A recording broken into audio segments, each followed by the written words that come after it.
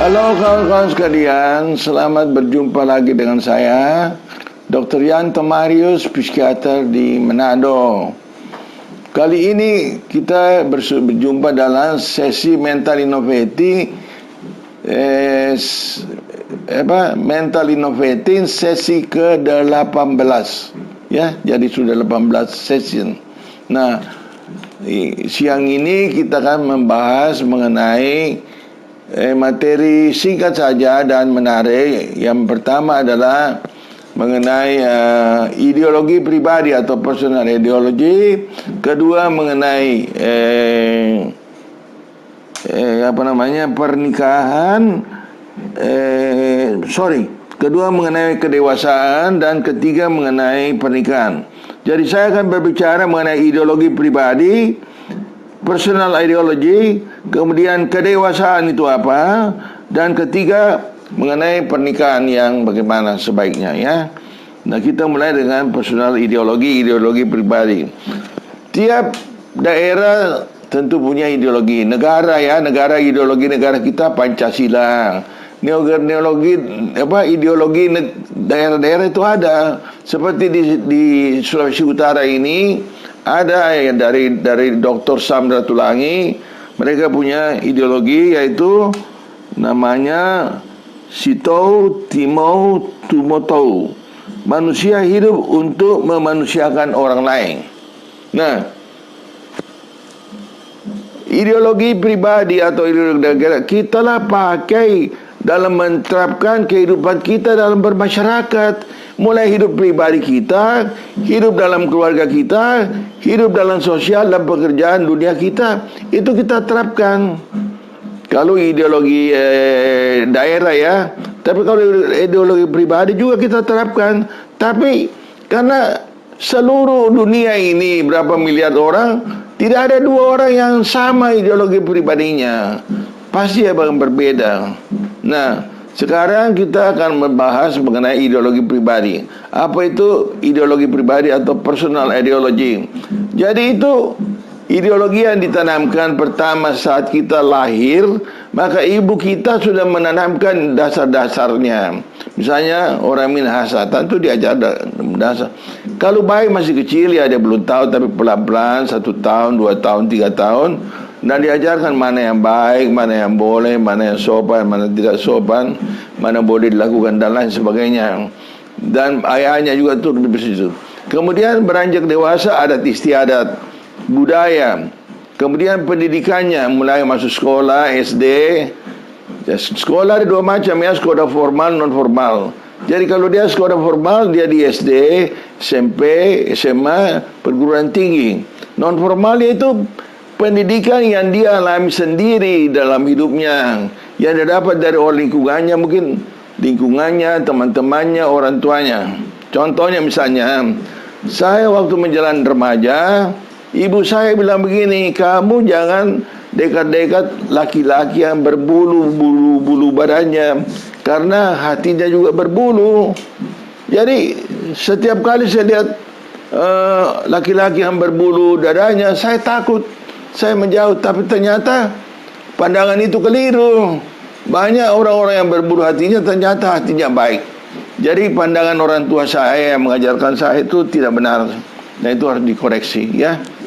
Jadi bertumbuh dengan pendidikan pengalaman sendiri, dan nanti terbentuklah yang disebut ideologi pribadi yang solid, utuh untuk si A, si B, si C, si D, dan lain sebagainya. Tiap-tiap orang berbeda-beda ideologi pribadinya. Bagaimana, apa itu?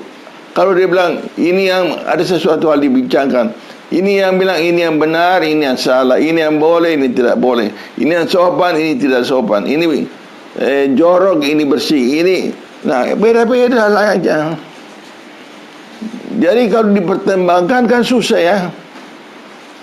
Contoh misalnya secara umum dilarang membunuh orang, ya. Nah, itu secara genealogi.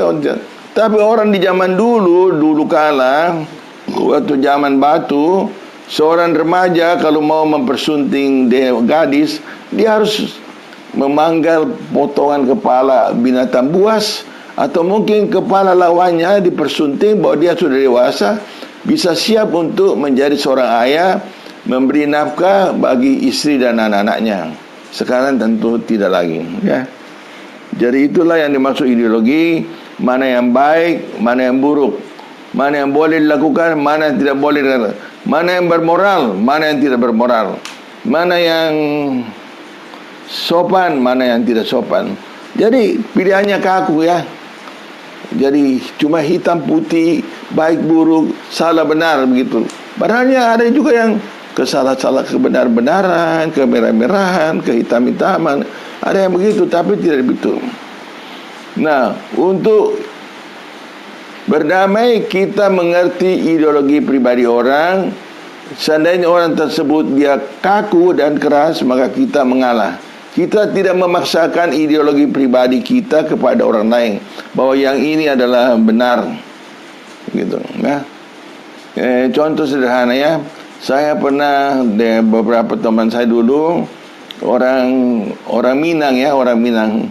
Mereka, ini perempuan, kita ajak dengan istri saya ajak makan di rumah makan, ada kepiting. Tapi mereka makan dengan tangannya tanpa tangan kiri. Jadi kepiting itu dimakan sampai selesai. Saya bilang, bagaimana susah sekali memakan ini kepiting sampai habis dengan duri-durinya itu. Tapi karena adatnya mereka barangkali, ideologi pribadinya bahwa memakan kepiting dengan dua tangan itu tidak sopan. Jadi ibu tadi makan dengan satu tangan terus sampai kepiting itu habis juga. Nah, itu namanya ideologi pribadi, ya. Nah, berikutnya adalah kedewasaan. Tidak semua orang yang dewasa itu adalah matang. Orang yang betul-betul dewasa memenuhi kriteria untuk disebut sebagai yang dewasa, yang matang. Nah, itu ada 4 kriteria. Pertama, dewasa secara biologis. Artinya dia sudah remaja, yang pria sudah mimpi basah, yang wanita sudah haid, sehingga mereka kalau ada hubungan intim mereka bisa menjadi ayah dan ibu. Itu dewasa biologis. Dewasa berikutnya adalah dewasa psikologis, dewasa secara kejiwaan. Jadi setiap orang seyogyanya mengetahui kelebihannya. Dengan demikian dia bisa semakin meningkatkan kelebihannya itu, juga mau mengatakan kekurangannya. Dengan demikian dia bisa semakin mengurangi atau menghilangkan kekurangannya. Itu namanya dewasa psikologis. Dewasa berikutnya adalah dewasa secara sosial, sosiologis. Setiap orang seyogyanya mempunyai lebih banyak teman daripada musuh, ya. Jadi semakin banyak teman kita, semakin baik kita keadaannya. Gus Dur bilang begini, teman 1000 masih kurang, musuh 1 sudah banyak. Jadi marilah membuat teman yang banyak, ya. Jadi bahwasanya semua orang suka kita, ya tidak. Itu Robert Kiyosaki dalam bukunya, atau kalau tidak salah Renal Ghazali dalam buku beliau itu mengatakan begini, sepertiga dari populasi tidak akan senang sama Anda biar Anda tidak baik sekalipun. Sepertiganya itu tidak suka sama Anda biar Anda baik sekalipun. Sepertiganya itu netral. Jadi tidak usah terisi kalau ada orang yang kurang senang sama Anda atau senang sama Anda. Yang keempat adalah dewasa secara pedagogis. Pedagogis itu lewat pendidikan. Hari ini harus lebih baik dari kemarin, besok harus lebih baik dari hari ini. Dari lewat pelajaran kita semakin mengetahui kelebihan kita dan semakin bisa meningkatkan. Mengetahui kekurangan kita semakin kita mengurangkan. Supaya lewat pedagogis kita bertambah. Jadi untuk dewasa perlu 4. Dewasa secara biologis, dewasa psikologis, dewasa sosiologis, dan dewasa pedagogis. Nah, terakhir kita mengenai pernikahan. Saudara-saudara, bapak dan ibu sekalian yang punya anak remaja yang sedang menuju jenjang pernikahan, maka apa yang saya sebutkan tadi, ya, suku, bangsa, pendidikan, status sosial ekonomi, agama, hobi dan lain sebagainya, Semakin banyak yang sama memang lebih baik, semakin lebih bisa menjamin pernikahan. Tapi tidak. Yang paling penting bukan kesamaan semua itu, bukan keadaan pendidikan, bukan kesamaan agama, tapi adalah kematangan kepribadian.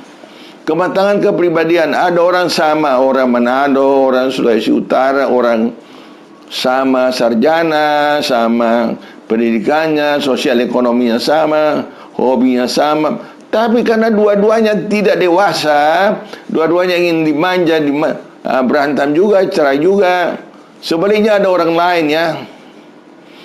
Orang di sini saya pernah bantu orang bule dari Bunaken, dan dia sakit jiwa, dan ternyata dia mengenal satu gadis di sini. Dia ada di Fakultas Sastra yang mengadakan praktek latihan bahasa Inggris. Mereka ketemu dan dia sakit dan dibawa ke saya. Orang itu dari Switzerland, dan saya sempat ke Swiss mengantar dia.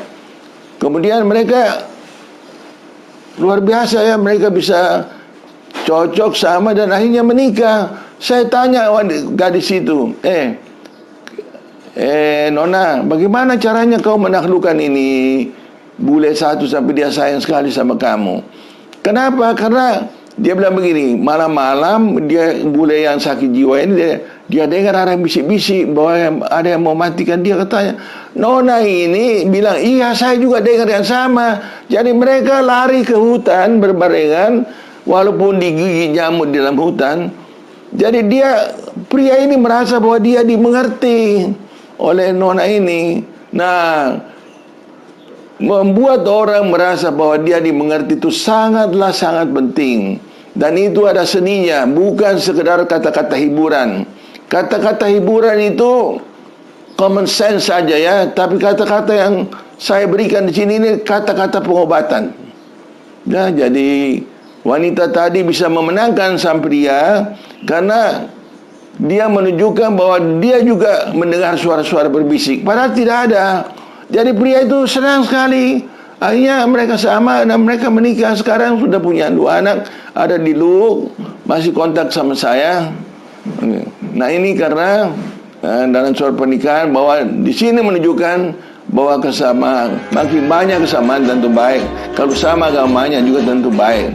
Tapi kalau toh tidak, agama tidak menjamin juga kebahagiaan, tidak kematangan kepribadian. Saya kira demikian.